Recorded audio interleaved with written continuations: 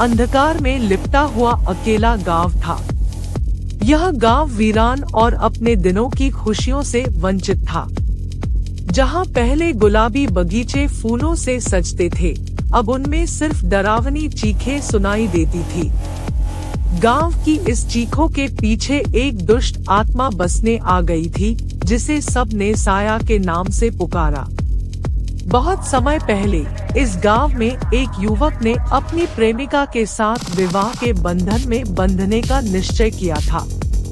उनकी प्रेमिका का नाम था सोना। लोगों ने उन्हें साथी के रूप में स्वीकार किया और दोनों ने विवाह के लिए तैयारी करनी शुरू कर दी।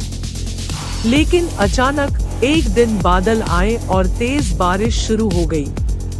परमेश्वर की कृपा से उनकी प्रेमिका अगले गांव में बस में सफर कर रही थी, जब बड़ी बाढ़ आई और वहां जाने का कोई रास्ता नहीं था। उस दिन से उन्होंने कभी अपनी प्रेमिका का पता नहीं लगा सके। वर्षों बीत गए और उनका विवाह एक और महीने में निकट हो रहा था।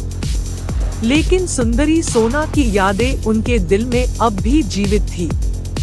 वे रोज उनकी यादों के बहाव में खो जाते थे और एक दिन उन्हें उस दृश्य की ओर चलने की इच्छा हुई, जहां उन्होंने सोना को खो दिया था।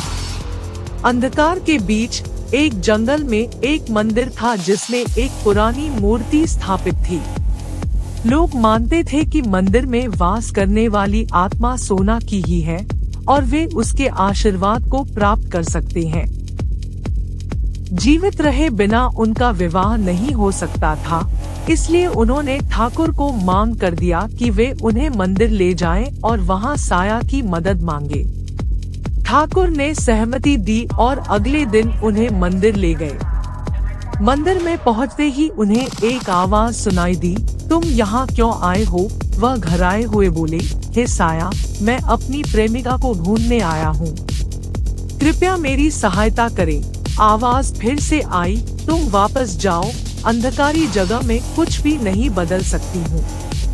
ठाकुर डर कर थरथराया, लेकिन उसने हिम्मत नहीं हारी। वह उसी स्थान पर खड़ा रहा और एक मधुमय गान गाकर भगवान की प्रार्थना करने लगा। 1 मिनट के बाद अचानक एक रोशनी की किरण उनके सामने आई और सोना अपनी आंखों में आई। सोना बोली, तुमने मेरी खोज कर ली है, अब हम एक हो सकते हैं। धन्यवाद ठाकुर। सोना के आंखों में खुशी की ज्योति थी और वे दोनों एक दूसरे को गले लगा लिए। ठाकुर खुशी से झूम उठा, जानते हुए कि वह अपने प्यार को पाने के लिए हर संभव कठिनाइयों का सामना कर चुका था। गांव में खुशियों की तेज खुशबू फैल गई और साया की बात सबके बीच फैल गई।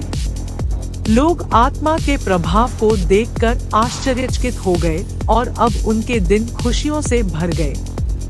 गांव की रात भी अब डरावनी नहीं रही, क्योंकि साया उनका मित्र बन गई थी।